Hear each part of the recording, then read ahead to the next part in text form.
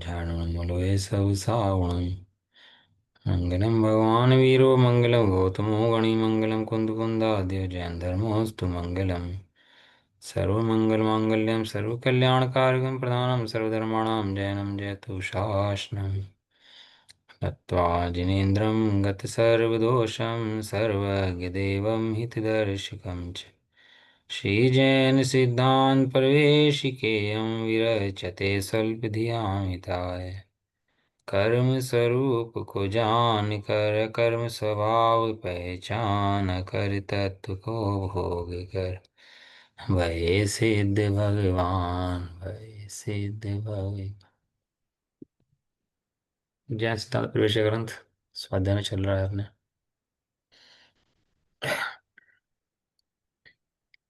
जीव अपने ज्ञान स्वभाव को भूलकर दुखी है। अपनी निधि अपने में है, कहीं बाहर में नहीं है। लेकिन अपनी निधि को भूल गया और अपनी निधि को भूल करके बाहर में टक्कर मारता है। उसका नाम ही मिथ्यात आदि आश्रव है। जैसे कोई दीवार में सिर फोड़ दे खून निकलता है, ऐसे ही इसको कर्म आदि से बनता है तो स्वयं राग द्वेष होते हैं और राग द्वेष से दुखी होता है। स्वयं ज्ञान आनंद का धनी आत्मा है, कहीं बाहर से नहीं आते ज्ञान आनंद। कोई सुख बाहर से नहीं आता। वहाँ कुत्ता हड्डी चबाता है तो हड्डी चबाने के बाद जो उसे स्वाद आता है, कोई हड्डी का स्वाद नहीं है। वो स्वाद किसका है? वो खुद उसके जबड़ खून है। जितना ज़्यादा हड्डी चबाए उतना ज़्यादा खून निकले और उसे सोचे कि आनंद आ रहा है, खुशी मनाता है। लेकिन थोड़ी देर बाद जब हड्डी छूटती है तब पता लगता है कि क्या कर रहा था मैं। टोटल ने ऐसे लिखा, खाज हो जाती है ना कि खाज की बीमारी, तो खुजलाता है तो उसको मज़ा आता है खाज करने में। खाज हो जाती है ना, खाज, तो खुजलाता है। तो खाज करने में उसको बहुत मज़ा आता है और जब छिल जाता है तो वहीं से खुजाते खुजाते तो क्या होता है, फिर दुखी होता है। तो बीमारी है। जिसे तुम आनंद मान रहा है वो दुख है। तू पर विषयों में आनंद मान रहा है, लेकिन तेरा आनंद तेरे अंदर है भैया। जब तक अपने आनंद को नहीं देखेगा, जब तक अपनी वस्तु को नहीं देखेगा, ये दुख बना ही रहेगा, जाने वाला नहीं है। तब तो सुन रहे हैं, जान रहे हैं। निशंकता निर्भरता, दो गुण ऐसे हैं कि प्रकट होंगे। जिस क्षण आत्मा को देखेगा उस क्षण ऐसा आनंद आएगा, ऐसा स्वाद आएगा जो इसको आज तक नहीं आया कभी। ऐसी निर्भरता होगी, ऐसी निशंकता होगी जो इसको आज तक कभी नहीं आई। लक्षण है आत्मा को जानने का भैया। जैसे पानी का गुब्बारा पानी से भरा हुआ है, और ऐसे आत्मा आनंद से भरा हुआ है, ज्ञान से भरा हुआ है। कुछ और नहीं है उसके अंदर। लेकिन ऐसा न जानता ज्ञानी दुखी होता है। बताओ, समुद्र बड़ा कि आकाश बड़ा? समुद्र आकाश। समुद्र कितना बड़ा है? कि बहुत बड़ा? आकाश। आकाश पर। सब समुद्र कितना बड़ा है? कि समुद्र बहुत बड़ा है। और आकाश, कि आकाश तो उससे बहुत बड़ा है। और ज्ञान, ये नहीं ज्ञान जानता। उससे भी। अनंतो आकाश जानने में आ जाए इतना बड़ा ज्ञान है। ये अविभाज्य प्रतिच्छेद जो बताए हैं ना, किस किस के ज्यादा हैं, काल के, समय के, प्रदेशों के, वो सब बताए। सबसे ज्यादा अविभाज्य प्रतिच्छेद जो है ज्ञान के पढ़ते हैं।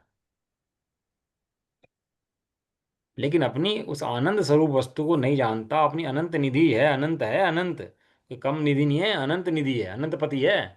कोई करोड़पति लखपति नहीं है। क्या है? अनंत पति है, अनंत गुण तेरे अंदर है। और अपनी अनंत सत्ता को भूल करके, और ये जीव कहाँ धक्के खाता है भैया इस संसार के अंदर। चारों गति में रखड़ता है। किस गलती की वजह से? कि अपने को आत्मा ना जानने की वजह वजह से। अब तो भैया रोटी कपड़ा मकान सब व्यवस्थाएं बन गई ना। अब क्या चाहिए इसके अलावा? रोटी हो गया, कपड़ा हो गया, मकान हो गया, ये तो तीन जरूरत तो हैं हाल तो। इनकी भी जरूरत नहीं होनी चाहिए, लेकिन चलो मिनिमम से मिनिमम रोटी खाने को मिल गई, कपड़ा पहनने को मिल गया, मकान रहने के लिए मिल गया। ये छोटा है। रोटी के अंदर घी कम है, हैं? और कपड़े थोड़ा सा स्टाइलिश कम है। इच्छाएं नई नई नई नई इच्छाएं, नई नई इच्छाएं। और बड़ा घर, और बड़े कपड़े, वो बड़े का कोई सीमा थोड़ा ना है। वो बढ़ता रहे, बढ़ता रहे, बढ़ता रहे। वो पुण्य के अनुसार मिल तो जाता है। लेकिन एक दिन जब पुण्य नष्ट हो जाता है तो सारा का सारा परिग्रह जोड़ा रखा सिर पे, वो सारा परिग्रह भी साथ में ही नष्ट हो जाता है। यहाँ राजा हो चाहे भिखारी हो, सब एक भाव हैं।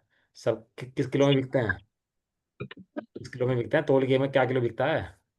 हैं? टके सर भाजी टके सर खाजा। एक वो गणेश जी थे, एक गणेश जी का चूहा था। तो क्या हुआ कि एक व्यक्ति घर में गरीबी आ गई। तो गरीबी आ गई तो वो गया सुनार के पास, गणेश जी लेके गया सोने के गणेश जी, सोने का चूहा। तो उसने कहा भैया ये तो चूहा है, ये कितनी कीमत कितने की है? कहने लगा जी 1 लाख रुपये 10 ग्राम। बढ़ गया ना अब तो, कि 1 लाख रुपये 10 ग्राम। पर गणेश जी की कीमत कितनी है? ये इसकी कीमत भी भाई 1 लाख एक बार 10 ग्राम ही है इसकी। कहने लगा क्या बात कर रहे हो तुम, एक चूहा है एक भगवान जी हैं, तो दोनों की कीमत फर्क नहीं होना चाहिए? कहने लगा भाई साहब सब एक भाव हैं।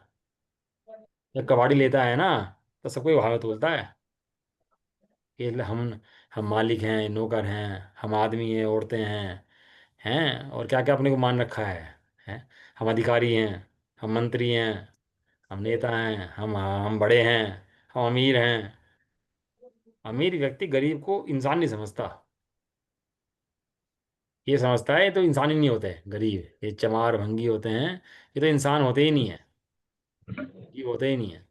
अपने ऊपर अहंकार चढ़ा रखा अमीरी का, पैसे का, घर का, मकान का, बस उतरता ही नहीं है सिर से। है क्या? ज्ञान का निधि है, सारे जीव ऐसे ही हैं। ये कोई चमार भंगी सुअर कीड़ा मकोड़ा यहाँ कुछ नहीं है। यहाँ सारे के सारे ज्ञान के धनी भगवान आत्मा है, सब इसी भाव में बनते हैं ये।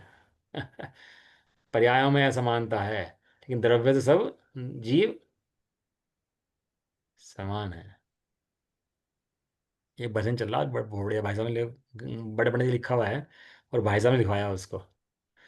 प्रभु से मिलने की युक्ति है बड़ी सरल, प्रभु से मिलने की युक्ति है बड़ी सबल, उसको ग्रहण कर। सरल सरल, सरल। सरल सरल।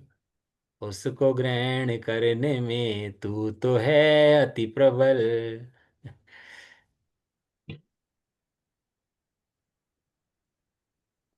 बहुत बढ़िया भजन है, सुनना भैया। प्रभु मिलन, प्रभु से मिलन कराया है। बहुत बढ़िया, बहुत आनंद आई। वो अच्छा भजन है, मतलब वो तो 6 मिनट का भजन है वो। प्रभु का पर्याय में जब मिलन होएगा तो चिदानंद का अनुभवन होएगा। प्रभु का पर्याय में जब मिलन होएगा, तो चिदानंद का अनुभवन होएगा। मैं जो रुक गया था ना पहले, मुझे याद नहीं आ रही थी लाइन, वो पढ़ दिन में कई बार गाता हूँ और अब इस टाइम याद नहीं आ रही थी, आपने बोला ना तो दिमाग में दोबारा वापस आ गई लाइन। एक और भजन आज आ रहा है आजकल, सावधान रहना। सावधान सावधान रहना। रहना रे भाई, सावधान रहना। आए मिले क्षण क्षण, तू इनमें ना बहना। बहुत बढ़िया। ऐसे भजन आ रहे हैं आजकल, वो भाई साहब वो कवा रहे हैं, बहुत सुंदर भजन है भैया, इनको सुना करो, इनको गाया करो, गुनगुनाया करो। प्रभु मिलन, प्रभु से मिलन जिस क्षण हो जाएगा, उस क्षण ही चिदानंद का अनुभव हो जाएगा, उस क्षण तुझे मुक्ति मिल जाएगी। तैयार रहो, शत्रु का अटैक कब हो जाए पता नहीं, हम तो तैयार बैठे थे भाई, हम तो तैयार हैं, मुक्ति के लिए हम तैयार हैं तैयार।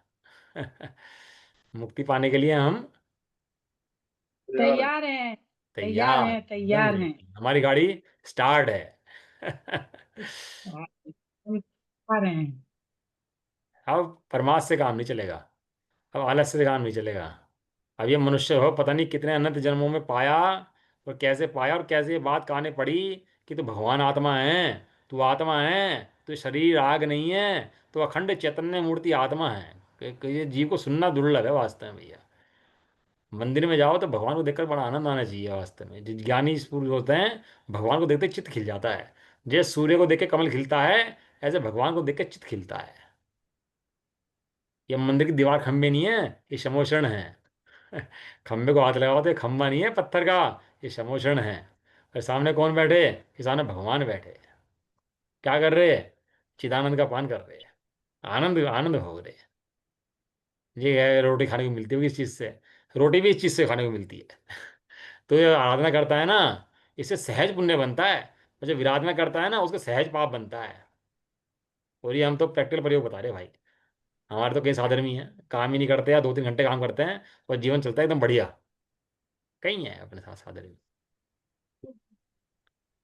टोटम ने लिखा है कि हे धन के लोभी, तो ये बता कि धर्म करने से तेरा धन क्यों नहीं आएगा। धर्म करने से धन भी आता है, धर्म भी आता है, लेकिन धन के पीछे पड़ने से धर्म भी जाता है और धन भी जाता है। थोड़े समय के लिए दिखाई देते हैं उदय, कि चले जाते हैं सब। इसलिए भैया, ये रोटी कपड़े मकान की व्यवस्था बनी है, और उन पुण्य का तुमको इतनी व्यवस्था बन गई है, छोटी मोटी बड़ी छोटी जैसी बन गई है। अब तो इसको ध्यान में हटा के वहां से अपने उपयोग को सावधान रहना, क्योंकि जितना ज़्यादा आडंबर सिर पर उठाएगा ना, उतना ज़्यादा आराधना से दूर हो जाएगा। जितना आडंबर सिर पे बोलेंगे ना अपने, जितने ज़्यादा परिग्रह का आडंबर, कोई भी आडंबर, कैसा भी आडंबर सिर पे वो बोलेंगे, तो क्या होगा।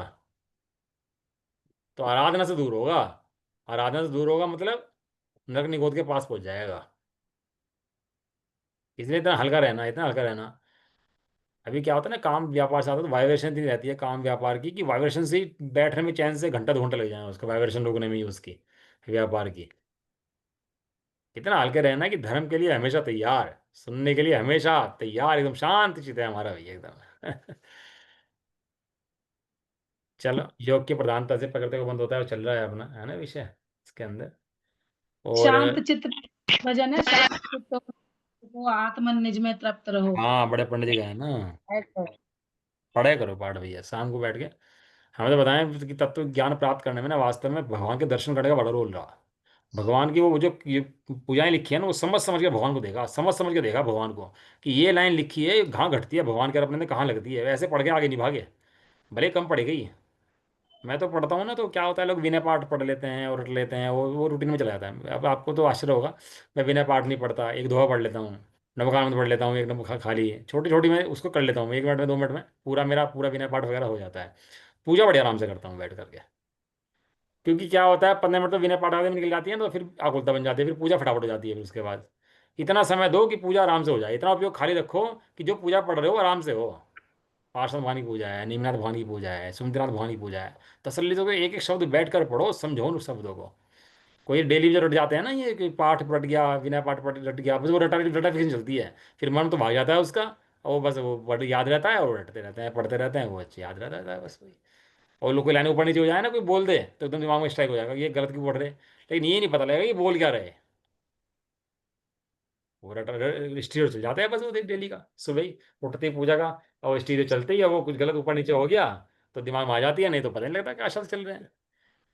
पूजा एक लाइन, पाठ एक लाइन, तो ध्यान से बोल बोल के एक एक लाइन को 4-4 बार पढ़ो भैया। 4-4 5-5 बार पढ़ो, ये लाइन को रिपीट करो, गाओ अच्छे से धुन बना करके उसकी, बारंबार भगवान को देख करके उनको समझो कि क्या लिखा है इसके अंदर। वहाँ भगवान दिखेंगे, यहाँ अपना भगवान दिखेगा। ये तो युक्ति है भाई। अब सिर पर जल्दबाजी लेकर जाएं और बस कोर्स लेकर जाएं और फटाफट पढ़ कर आ जाएं, उससे तो कोई समाधान होने वाला नहीं है। बड़े आराम से, हर काम आराम से करते हो ना, खाना आराम से खाते हैं ना, व्यापार आराम से करते हैं ना, पूजा पाठ भक्ति बहुत आराम का काम है। भगवान से मिलने ऐसे जाओ जैसे अपने किसी मनपसंद और जिगरी दोस्त से मिलने जाते हैं ना, कि अब तसल्ली से बैठेंगे, अब बात करेंगे। जब लाभ दिखता है तो वो गुरुपना अपने आप दिखता है, विनय आ जाती है। जब लाभ दिखाई देता है, वो लाभ जब मिल दिखता है ना, तो वो गुरु दिखता है, विनय आ जाती है, और सारा प्राप्ति उससे फिर ज्ञान की होती है। वो इतनी विधि ना मिले ना, लाभ ना हो, विनय ना हो और ज्ञान प्राप्त ना हो, तो विधि कहीं मिसमैच है इसका मतलब। भाई विनय से ज्ञान विद्या आती है कि नहीं आती है। और विनय कब आती है, लाभ से विनय आती है। इनसे लाभ होगा भैया तो एकदम विनय आ जाएगी। और लाभ कब होगा, जब देखेगा भैया कि हाँ वास्तव में भगवान क्या कर रहे हैं और मेरा क्या स्वरूप बता रहे, तो तुरंत लाभ की दृष्टि हो जाएगी।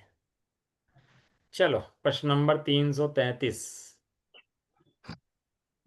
आज पूरा कर देंगे इसको, और फिर एग्जाम लेंगे 2-4 दिन में इसका, जब भी आप पाओगे 1 दिन में, है ना। प्रश्न नंबर कहाँ तक एग्जाम अपने हो गए थे पहले इसके अंदर, 300। कोई है क्लास में जिसने एग्जाम दिया था, ललित जी। 291 तक हो गए। 291 तक, 291, और अब जो पर चलेगा वो चलेगा 341 तक का। 291। हाँ 291, तो 40% हो जाएंगे इस बार, 40-40% जाएंगे। नहीं 50% हो जाएंगे, 52। चलो जितने भी होंगे अब। अब ये कह रहे थे कि कर्म का जो बंधन हमने बताया, कर्म के बंधन बताया हमने 5 भेद: मिथ्यात, अवृत्ति, प्रमाद, कषाय और योग। और अलग अलग बता दिया कि मिथ्यात से कितना, अवृत्ति से कितना, प्रमाद से कितना, सभी बता दिया ना, तो टोटल मिलकर वो 120। तो कहने लगे कर्म तो 148, तो 120 का बंध क्यों होता है? एक होता है बंध, एक होती है सत्ता, एक होता है उदय। 280 तक देख लेंगे। नहीं वो बाद में क्वेश्चन आए नहीं थे ना, 10 क्वेश्चन का एग्जाम नहीं लेता ना, उसके अंदर छोड़ देते ना बाद वाले में। 291 तक हो गए थे, ठीक कह रहे हैं। क्या बताया आपको? एक होते है उदय, एक एक होता है होता है, सत्ता। एक होता है सत्ता, एक होता है उदय। हाँ तो बंध, तीनों, सत्ता, उदय। तो तीनों गुण स्थान के अंदर अलग अलग हैं। तीनों गुण स्थान के अंदर कितने कर्मों का उदय हो सकता है, कितने का बंद हो सकता है, और कितनी सत्ता रह सकती है। ये तीन चीजें अलग अलग हैं, और प्रत्येक गुण स्थान के अंदर संख्या की अलग अलग है। आप चाहो तो अपना होमवर्क कर सकते हो क्या, कि किस गुण स्थान के अंदर कितनी कर्म प्रकृति रह सकती हैं, कितनी का बंद हो सकता है, और कितनी का उदय रह सकता है। ये आप इसका होमवर्क कर सकते हो, आप उसकी पूरा होमवर्क है कणन योग के ग्रंथों के अंदर अपना। प्रत्येक गुण स्थान के अंदर अलग अलग भेद हैं। समझ में आया ऐसे? और सम्य दर्शन की जो चौथा स्थान है, उसमें नारकी का बंध नहीं होगा, लेकिन नारकी का उदय रह सकता है, सत्ता रह सकती है उसकी। जो सम्य दृष्टि जा सकता है ना नरक के अंदर, पहले नरक के अंदर, तो ऐसे। और सातवें नरक में चला गया वहां सम्य दर्शन हो जाए, तो वहां पर उदय रह सकता है सातवें नरक का, लेकिन वो बंद नहीं होगा। तो ऐसे अलग अलग गुण स्थान के अंदर आप सब अलग अलग समझ सकते हो। अब इसके अंदर कह रहे हैं कि कर्म प्रकृतियां 148 थी, परंतु उनमें से 120 प्रकृतियों के ही कारण बताए गए हैं। 128 प्रकृतियों का भाग्य क्या हुआ? तो देखो क्या बता रहे हो उसके अंदर, कि बंद योग्य 120 प्रकृतियां हैं, और उसमें से लिए हमने 148 में से 120। तो 28 से क्या हुआ कि इनमें से जो 20 स्पर्शन की रचना घ्राण चक्षु की जो 20 थी, इसके अंदर मुख्य चार का ही ग्रहण किया गया है। आपने देखा होगा इसके अंदर स्पर्श आई, ये कषाय से आता है ना लास्ट में, कषाय प्रश्न नंबर 331 में, कि कषाय से कितना बंद होता है? स्पर्श, रस, गंध, वर्ण, चार का बंद लिखा था उसके अंदर। और कर्म प्रकृति जब हमने पढ़ी थी 148, तो हमने स्पर्श के 8 थे, रस के अलग 5 थे, गंध के अलग भेद थे, वर्ण के अलग भेद थे, 2 और 5 इस तरह से भेद थे ना उसके। तो वो 20 थे वहां पर, और यहाँ हमने 4 पकड़ लिए बंध की अपेक्षा से। समझ में? उदय की अपेक्षा तो हैं 20, और मतलब प्रभेद, 4। वो मतलब 4, प्रभेद नहीं लिए इनके। हाँ वो 4 के उत्तर भेद 20 हैं, तो 16 कम हो गई उसके अंदर। उसके अंदर कितने कम हो गए अपने? 16। 16 तो ये गए, 28 में 16 बच गए, तो बाकी बच गए अपने 12। ठीक है, 16 तो ये प्रकृतियां कम हो जाती हैं। और 5 शरीरों के 5 बंधन और 5 संघात का ग्रहण भी नहीं किया गया है, क्योंकि मुख्य रूप से तो 5 शरीर का बंध होता है, 5 शरीर के परमाणु आते हैं। उसके बाद शरीर के परमाणु का बंधन होगा कि संघात होगा, मजबूत होंगे, वो सब उसके उत्तर भेद हैं। तो इसी कारण 10 प्रकृतियां ये भी कम हो जाती हैं। मुख्य रूप से क्या बंध होता है? स्पर्श का, रस का, गंध का, वर्ण का बंध अपेक्षा से। जब उदय होगा तो आप 20 का उदय हो जाएगा, वो स्पर्श के ही अलग अलग भेद हो जाएंगे उनके। और शरीर का बंध होगा मुख्य रूप से, फिर शरीर के बंधान और संघात वे समय होंगे बाद में, उसके बाद, इसलिए उसे बंध में नहीं गिना जाता। इस कारण 10 प्रकृतियां ये भी कम हो जाती हैं। ठीक है, क्लियर है? उसके बाद कह रहे हैं सम्यक मिथ्यात और सम्यक प्रकृति, इन दो प्रकृतियों का भी बंध नहीं होता। क्या कह रहे? सम्यक मिथ्यात सम्यक प्रकृति का बंध नहीं होता, क्यों? क्योंकि मुख्य रूप से बंध होता है मिथ्यात का। मिथ्यात का टुकड़ा होता है तो 3 प्रकृतियां बनती हैं उसकी: सम्यक दर्शन, मिथ्यात, सम्यक मिथ्यात और सम्यक प्रकृति। सम्यक मिथ्यात और सम्यक प्रकृति का बंध नहीं होता। सम्यक मिथ्यात सम्यक प्रकृति का बंध नहीं होता, वहां तो टुकड़ा होता है। जरा आप अमरूद ले आओ बाजार से, और अमरूद के अंदर कीड़े पड़े हों, हैं, तो अमरूद के अंदर कीड़े, अब कीड़े लेके आते हो आप खरीद के, लेकिन घर आके देखा तो बोला कीड़े पड़े हुए हैं अमरूद के अंदर। तो कीड़े लिए देगा आपने? कीड़े के पैसे दिए क्या आपने वहां पर? आपने पैसे किसके दिए? अमरूद के। घर आके देखा कीड़े निकल गए, तो वो कीड़े तो फ्री में आ गए। तो क्या करोगे उसको? फेंकना पड़ेगा उसको तो। वो अमरूद भी साथ है, वहां कीड़े भी हैं। ऐसे मुख्य रूप से तो मिथ्यात आया, लेकिन मिथ्यात से जब जिसने सम्य दर्शन करा, तो सम्य दर्शन होने पर तो उस मिथ्यात के 3 टुकड़े हो गए। समझ में आया? देखो, जो परिणामों के जो अपेक्षा भेद कर रहे हैं, जब भेद जो चाहे परिणामों की अपेक्षा भेद है, चौथे गुण स्थान में श्रद्धा सबकी समान हो जाती है। उपशम समय दृष्टि, क्षपशम समय दृष्टि, छायिक समय दृष्टि। छायिक और उपशम, वो दोनों की श्रद्धा तो बिल्कुल समान है, निर्मल है दोनों की श्रद्धा। तो क्या फर्क है दोनों के अंदर? एक राजा बना, मंत्री बना 5 साल के लिए, और एक मंत्री बन गया परमानेंट। पहले राजा होते थे ना, याद है आपको? अंग्रेजों के टाइम में, मुसलमानों के टाइम में राजा बनते थे, जो बन गया सो बन गया, वो हटता नहीं था मरने दम तक। और अब कितने समय के लिए बनता है? 5 साल। 5 साल के। तो दोनों की पावर में कोई फर्क नहीं है, दोनों की पावर राजा की ही है, लेकिन एक की पावर 5 साल की है और एक की पावर अनलिमिटेड है। लेकिन फिलहाल वर्तमान में तो राजा है ना, दोनों के दोनों पूरी पावरफुल है ना। तो इस अपेक्षा से उपशम वाला तो 5 साल बाद हट के नहीं जाया जाएगा, दोबारा बनना पड़ेगा उसको। दोबारा इलेक्शन करना पड़ेंगे। और जो छाईक वाला है वो परमानेंट रहेगा, उसको फिर नीचे गिरने का चांस उसका बैठता नहीं है। इन दोनों के अंदर ये फर्क है बस खाली। क्षय उपशम वाला जो है, इसके अंदर थोड़ा सा श्रद्धान के अंदर मलिनता बताई जाती है, शास्त्रों के अंदर बहुत बड़ा प्रकरण उसका भी है। लेकिन वो इतना हल्का होता है कि उसको मैं सम्यक को मलिन नहीं करता। लेकिन मलिनता का कोई प्रसंग बन जाए तो जल्दी से मलिन हो जाता है। कोई समझाए ना उसको, उल्टी सीधी बातें समझा दे तो जल्दी मलिन हो जाता है क्षम क्षम वाला। लेकिन फिलहाल वो भी निर्मल ही है। और जितने परिणामों के भेद हैं अभी, वे सारे परिणामों के भेद चारित्र मोहनी कर्म उदय से होते हैं आगे। अनंत प्रत्याख्यान प्रत्याख्यान संजलन के ही मंद तीव्र के भेद हैं आगे। वो जो बंद होता है ना आगे कर्म प्रकृतियों का, वो नहीं परिणामों से होता है। कल आयु कर्म की बात चल रही थी अपनी। एक मुनिराज हैं, आराधना कर रहे हैं, और आराधना करते करते मुनिराज खिसके कर्म के उदय से। तो कर्म के उदय से खिसते ही आयु बंद गई। परिणाम खिसके उनका आयु, चाहे तो मुनि कर्म के उदय से, और तो ही आयु बन गई। तो खरबूजे में इल्ली बन गई। आपने दृष्टांत बहुत सारे पढ़े होंगे ना ऐसे तो, कि मुनिराज थे और आयु बंधी, तो नरक में चले गए, पेड़ बन गए, कुछ बन गए, खरबूजे में इल्ली बन गए। तो ऐसे बहुत सारे दृष्टांत हैं। थे तो मुनिराज, भावलिंग की संति थे, लेकिन च्युत होते ही आयु बंद गई। और कोई जीव था पापी, उसका एक क्षण पुण्य प्रणाम आया, और पुण्य प्रणाम आते आयु बंद गई, तो पता लगा देव बन गया। और मिथ्या दृष्टि भी 9वें ग्रह चला जाता है ना। ऐसे उसके आयु ऐसे उन परिणामों से तारतम्यता उसकी बनती है। ये तारतम्य रूप परिणाम होते हैं, वैसे उन कर्मों का बंध हो जाता है, लेकिन वो चारित्र मोहनीय कर्मजनित परिणाम है। सम्यक मिथ्या तो सम्यक प्रकृति, इन दो प्रकृतियों को ये बंध नहीं होता है। चौथे गुण स्थान में श्रद्धा निर्मल हो जाती है, और उससे ऊपर पांचवें से लेकर जितने गुण स्थान हैं, वे सब चारित्र मोहनी की अपेक्षा हैं। क्लियर? चौथे गुण स्थान तक जो गुण स्थान है वे श्रद्धा की अपेक्षा हैं, और चौथे से ऊपर जो गुण स्थान है वो किसकी अपेक्षा है?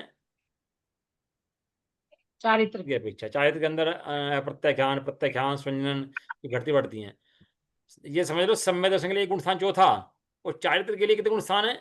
पांचवें से लेके और 10वें तक, 11वें तक और 12वें तक, सारे ये चारित्र गुण स्थान है सारे के सारे।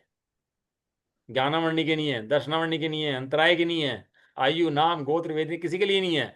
केवल काय के लिए है? चारित्र के लिए। चार। इसे आप ऐसा समझ लो, एक मकान बनाना है आपको। मकान के अंदर दो चीजें हैं, एक तो स्ट्रक्चर होता है, एक फिनिशिंग होती है। दो चीजें हैं। स्ट्रक्चर खड़ा होने में कितना टाइम लगता है? 2 महीने। 2 महीने 3 महीने। और फिनिशिंग के अंदर 2 साल। कितना दिमाग लगता है फिनिशिंग के अंदर। स्ट्रक्चर के अंदर तो भैया ईंट रोटी लाओ, बदर लाओ भैया, स्ट्रक्चर खड़ा करो इसको फटाक से, कोई जल्दी जल्दी फटाफट लेंटर करो इसके, तो खड़ा करो इसको। जब फिनिशिंग का नंबर आता है भाई साहब, गेट कैसे होने चाहिए, फ्लश कैसी होनी चाहिए, इसकी लाइटिंग कैसी होनी चाहिए, कौन सा गमला रखा जाएगा, कौन सा क्या क्या, मतलब कितना दिमाग खड़ा होता है उसके अंदर। ये ऐसे है, समझ समझ बिल्डिंग खड़ी कर देना। और चाहे तो मोहनिया मैंने उसकी फिनिशिंग करना।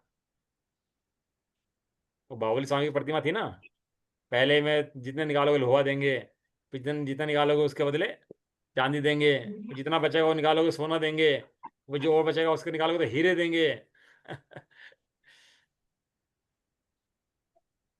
ऐसे समय दर्शन का विषय होता है। समय दर्शन तो फटाफट हो जाता है, जल्दी हो जाता है। हम तो ये मानते हैं जितने जैनी पैदा होते हैं जैन धर्म के अंदर, वो समय दृष्टि होने चाहिए। क्योंकि जो जैन कुल में जैन धर्म दर्शन कर लिए, उसे भेद विज्ञान होने चाहिए, वो समय दृष्टि होने चाहिए। समय दर्शन तो हमारे यहाँ कोई भारी मुद्दा ही नहीं है, जिस मुद्दे को भारी बनाया हुआ है। क्या कहा? समय दर्शन तो कोई भारी मुद्दा ही नहीं है हमारे यहाँ। हमारे यहाँ तो श्रावक आचार पढ़ाया जाता है 11 प्रतिमाएं लेने के लिए, क्योंकि हम मानते हैं कि जो पैदा हुआ है समय दृष्टि हुआ है। जैन कुल में आया, भगवान के दर्शन कर लिए, समय दृष्टि हो गया। लेकिन यदि ऐसे में कोई मिथ्या दृष्टि रह जाए तो उसकी अपनी गलती है भैया। वो सहयोग तो सारे मिलके सम्यक दर्शन के, ये फिर भी मिथ्या दृष्टि रह जाता है तो उसकी खुद की गई इसमें गलती है। ऐसे ऐसे यहाँ पे चारित्र मुनि की अपेक्षा ऊपर फर्क होते हैं, नीचे जो भेद है श्रद्धा मुनि की अपेक्षा है चौथे से पहले पहले, ठीक है ना। इस तरह दो तीन टुकड़े करता है तो सम्यक मिथ्या तो सम्यक प्रकृति, इन दो प्रकृतियों का भी बंध नहीं होता, क्योंकि सम्यक दृष्टि जीव पूर्ववद मिथ्यात्व प्रकृति के तीन खंड करता है, तब इन दो प्रकृतियों का प्रादुर्भाव होता है। इस कारण दो प्रकृतियां ये भी कम हो जाती हैं। इस प्रकार 28 प्रकृतियां कम करके बंद योग्य 120 प्रकृतियां मानी। बंद योग्य 120 हैं और उदय अपेक्षा 148 है, और पुण्य की पाप की अपेक्षा देखो तो 168 है। घाती अपेक्षा देखो तो 101 और 47 है। पुण्य पाप की अपेक्षा देखो तो ये 100 और 68 है, बराबर है। और सब अपन लोग पढ़ चुके हैं, वो इसका मैं नहीं पढ़ा रहा ये आपको इतना। अगला प्रश्न, द्रव्य आश्रम के कितने भेद है? द्रव्य आश्रम माने जो कर्म आता है, द्रव्य आश्रम में द्रव्य लगा हुआ है ना, द्रव्य माने कर्म पुद्गल। जहाँ भाव आश्रव होता है वहां जीव की बात होती है, जो द्रव्य आश्रव होता है वहां पुद्गल की बात होती है।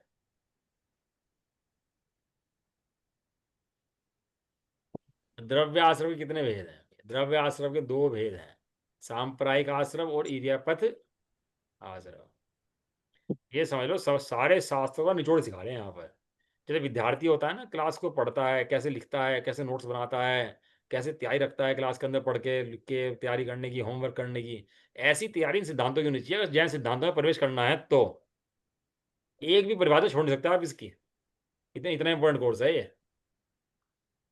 इतनी सी किताब के अंदर पूरे जैन शासन समा गया। अब इसके अंदर भी कंजूसी करे तो भैया फिर तो शास्त्र पढ़ने लग नहीं सकता, नहीं वो गुरु जी। और शास्त्र नहीं पढ़ सकते तो कल्याण नहीं हो सकता, फिर उसका कल्याण करना भी मुश्किल पड़ जाता है फिर। जो चाहो अपनो कल्याण। या द्रव्य आश्रम के दो भेद, सांप्रदायिक आश्रम और ईर्यापद आश्रम, है ना। सांप्रदायिक आश्रम किसे कहते हैं? जीव के कषाय भावों के निमित्त से जो कर्म प्रकृतियां आत्मा में कुछ काल तक के लिए स्थिति बंध को प्राप्त होती हैं, उनके आश्रव को सांप्रदायिक आश्रव कहते हैं। कषाय से होता है। मिथ्यात्व, अविरति, प्रमाद और कषाय चारों आएंगे इसके अंदर। खाली कषाय नहीं, कषाय तक के चारों, कषाय तक के चारों।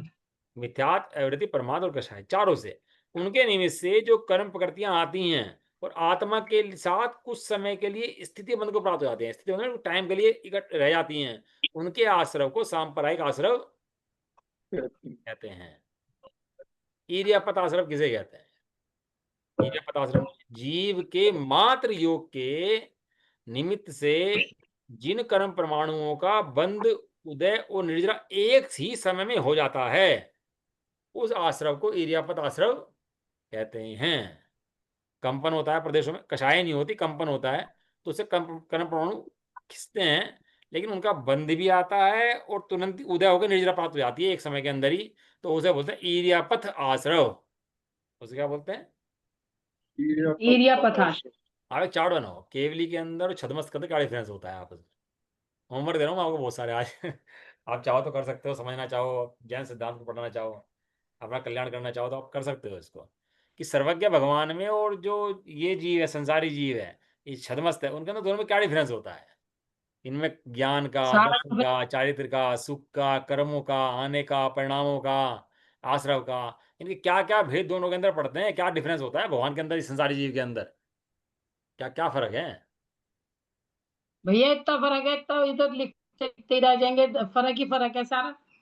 फर्क ही फर्क तो है, लेकिन लिख के देखो ना। आप 10 आप टारगेट बनाओ, 10 लिखने हैं, 20 लिखने हैं, आप बनाओ उनको ना, चार्ट बनाओ ना आप उसका। जब तो बुद्धि खुलेगी और जब भी डिफरेंस समझ में आएगा सामने। वे केवल गानी 3 लोग को जानते हैं और 3 लोग को नहीं जान पाते। उनके हमारे सांपर का आश्रव है, उनके इरियापद आश्रव है। वे चतुष्टधारी हैं, हम चतुष्टधारी नहीं है। वे अनंत सुखी हैं, हम अनंत सुखी नहीं है। तो इस तरह का आप डिफरेंस में दोनों में लिख सकते हो, लिख है ना, इस तरह का। पता भी होना चाहिए। इससे क्या है, बुद्धि बहुत खुलती है, क्षमता भी खुलता है, वो बुद्धि में विवेक जागृत हो जाता है इन सब अभ्यास करने से। नहीं तो समय ऐसे निकल जाता है। चलो, आज एक बात पढ़ रहे थे, इस जीव को मानसिक दुख बहुत है। शास्त्र में लाइन आई, इस जीव को मानसिक दुख, बेकार का मानसिक दुख बहुत है। ये किस बात का? बेफालतू का मानसिक दुख। वो बड़े हैं, ये छोटे हैं, इन्होंने ऐसा कहा, उन्होंने वो मानसिक दुख। दो जने बात कर रहे होंगे तो निंदा करेंगे तो 1 घंटा बात चल जाएगी, और अगर निंदा नहीं होगी तो बात चल ही नहीं सकती। और फिल्मों की लड़ाई झगड़े होंगे तो फिल्म चलेगी ना, तो फिल्म कहाँ है बात की। और सीरियल चलेंगे तो लड़ाई झगड़े होंगे तो सीरियल चलेगा, तो सीरियल कहाँ है बात का। और वो मानसिक दुख बना रहता है जीव को, क्यों? क्योंकि तत्वों का अभ्यास नहीं होता ना, इसलिए। तत्वों का अभ्यास होता है तो छूटता है उन विषयों से, तो मानसिक दुख भी कम होता है, और वास्तविक सुख जो अंदर में इसके है वो उसको प्राप्त होता है, जागृत होता है इसका सुख वास्तव में। ऐसा। कहाँ गया अपन लोग? ये सांप्रदायिक, इन दोनों आश्रमों में स्वामी कौन कौन है? सांप्रदायिक आश्रम का स्वामी कषाय सहित जीव है, और इरियापत का स्वामी जो है वो कषाय रहित जीव होता है। कषाय रहित माने एक ही जीव बैठता है इसके अंदर। अनंत परमात्मा सर्वज्ञ देव जितने भी हैं, उन सबको एक ही है। सर्वज्ञ जो सिद्ध बन गए उनको आश्रय होता ही नहीं है। बात 14 गुण स्थान अयोग केवली है, वहां पर आश्रय नहीं होता। जो एकमात्र गुण स्थान इसका बैठता है वो एक सर्वज्ञ भगवान 13 गुण स्थान ही बैठता है, कोई गुण स्थान इसका बैठता नहीं। एक 11 12 और बैठेगा इसके अंदर, क्योंकि वहां भी जो है 11 12वीं के अंदर वो कषाय नहीं है, वहां भी पताश्रय बैठेगा। पुण्याश्रव और पापाश्रव का कारण क्या है? एक जीव को दो पुण्य आश्रव होते हैं, एक पुण्याश्रव होता है, एक पापाश्रव होता है। आश्रव के दो भेद, पहले भी दो भेद दिए ना, इरियापत और सांप्रदायिक, वो तो वहां हो गया। और दूसरे दो भेद आश्रव दो प्रकार का, कौन कौन सा? पुण्याश्रव और आकाश। पाप पाप। आश्रव। मैंने पाप कर्माना, जिनके उदय में जीव को पाप की सामग्री प्राप्त होती है। ये हमें नुकसान हो गया व्यापार के अंदर। तो क्यों हो गया? क्योंकि वो पाप का उदय आया। पाप का उदय क्यों आया? क्योंकि पाप परिणाम किए थे, इसलिए। तो बंद उदय समय का चेते प्राणी, बंद समय तू चेत रे। जिस समय परिणाम खराब करता है उस समय चेत, उस समय परिणाम खराब करते समय तुझे लगता नहीं है कि मेरे परिणाम खराब हो रहे हैं। वहां तो परिणाम खराब करता रहता है। जब पाप बन जाता है तो उदय में आता है, उदय में आता है तो फिर रोता है। तो कह रहे शुभ शुभ योग से पुण्याश्रव, अशुभ योग से पापाश्रव। और हाँ। हालांकि जो केवली भगवान होते हैं उनके शुभ अशुभ आश्रव नहीं होता। उनके शुभ अशुभ आश्रम नहीं होता, उनके उनके तो पुण्य आश्रम होता है, लेकिन शुभ योग नहीं होता। मात्र योग होता है। जो शुभ योग है और शुभ योग है वो कषाय सहित जीव को ही शुभ और शुभ योग होता है। शुभ और अशुभ योग किसे कहते हैं? शुभ परिणाम से उत्पन्न योग को शुभ योग, और अशुभ परिणाम से उत्पन्न योग को अशुभ योग कहते हैं। ये बात तो सत्य है ही, सब जीवों से सरल है कि भैया शुभ परिणाम, अच्छे परिणाम करोगे तो वो शुभ योग होता है, दया दान भक्ति पूजा करोगे तो शुभ योग है, और पाप कार्य करोगे तो वो अशुभ योग है। और जीव चाहता है पुण्य का उदय और करता है पाप के कार्य। और सारे दिन वो जो 23 घंटे लगेगा पाप के अंदर, लगता है घंटा हम पढ़ रहे हैं, स्वाध्याय कर रहे हैं, पूजा पाठ कर रहे हैं, तो उसको फल जाता है कि हम जो कर रहे हैं उसका फल मिल जाए। और जो पाप करता है उसको देखता नहीं 23 घंटे जो पाप करे, तो ये कहेंगे भैया तेरे, ये भी तेरे खाते में ही है जुड़े हुए। अगला प्रश्न, जिस समय जीव को शुभ योग होता है उस समय पाप प्रकृतियों का आश्रय होता है या नहीं? तो कह रहे हैं जिस समय जीव को शुभ योग होता है उस समय भी पाप प्रकृतियों का आश्रय होता रहता है। ऐसा ना मत मान लेना कि शुभ योग होगा तो सारी पुण्य प्रकृतियां बनेगी, पाप प्रकृतियां बनेगी ही नहीं। पाप प्रकृतियां बनेगी। बताओ क्यों? बताओ जी, कौन बताएगा?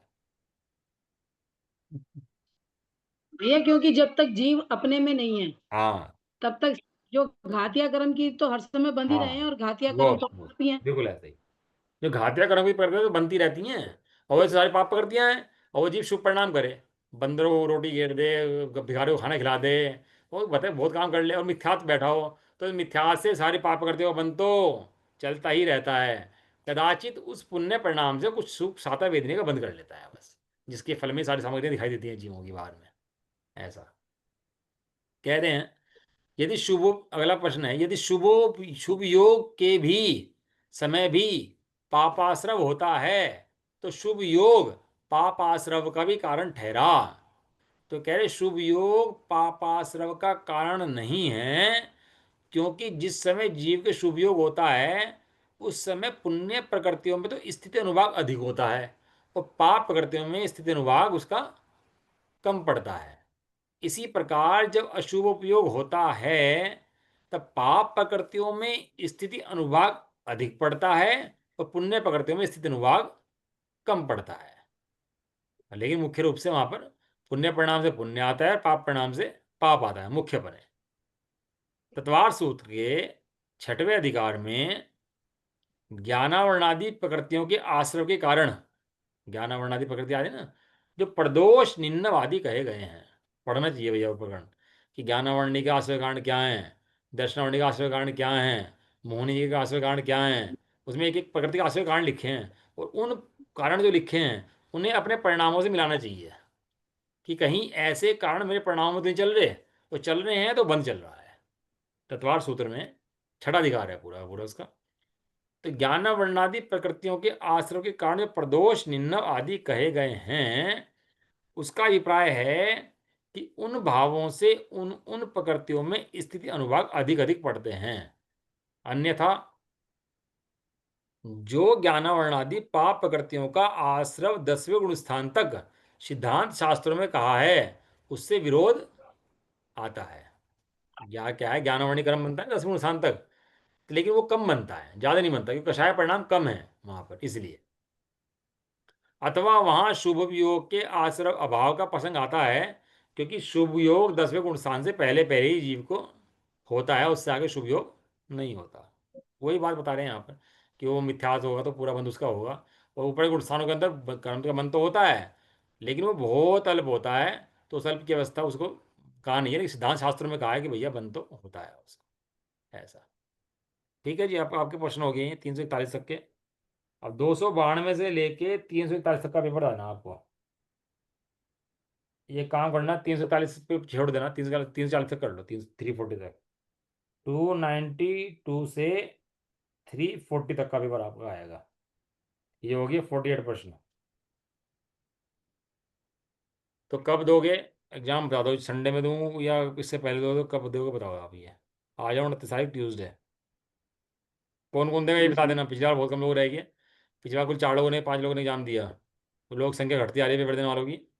तो पेपर कब दोगे कैसे देगा तो ग्रुप पे लिख देना, चाहे बता देना, है ना। तो साथ पेपर ले लेंगे। अगला शुरू होएगा आपका तीसरा अधिकार, जीव की खोज। क्या नाम है इसका? जीव की खोज। जीव की खोज।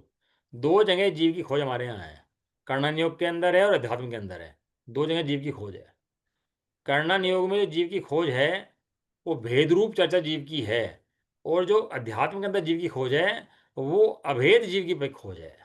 वहाँ भेद की चर्चा चलेगी, अभेद की चर्चा चलेगी, लेकिन यहाँ जो चर्चा चलेगी वो भेद की चर्चा यहाँ पर चलने वाली है।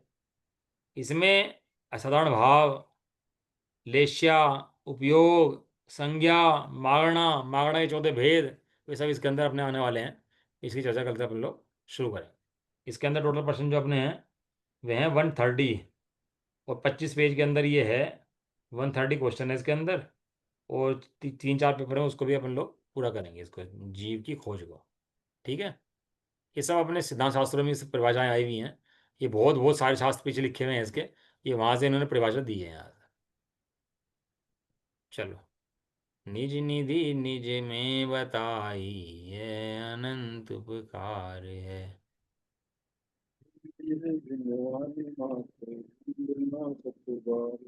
नवाण उपकार मंत्र।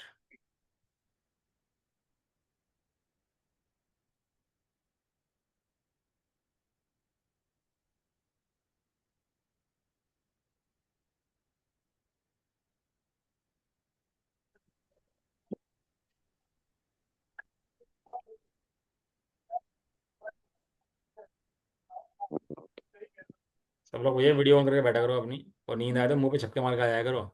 हमें भी स्वाध्याय करते समय पहले नींद आया करती थी, तो बहुत नींद आती तो छक्के मार मार के बैठे थे और शास्त्र पढ़ा करते थे। नींद में सोते हैं, छक्के मारते थे, आंख पे पट्टी बांध लो, पेट पानी की पट्टी से बांध लो, पेट बांध लो, नींद भाग जाएगी।